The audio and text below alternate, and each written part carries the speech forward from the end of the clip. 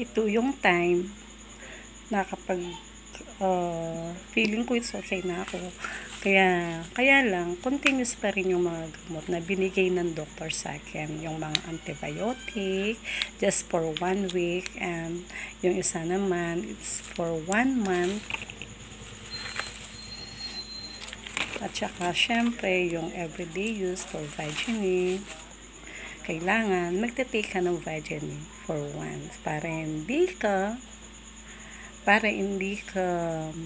magda-dry ng skin mo. Lahat niyan ay suportado ng vitamin capsule for PEM. Sinusuporta ang kanyang pagkababae.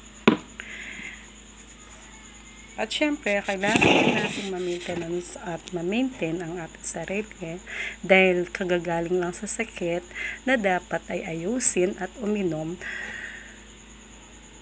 every 6 hours, twice, at yung isa is every 3 times a day.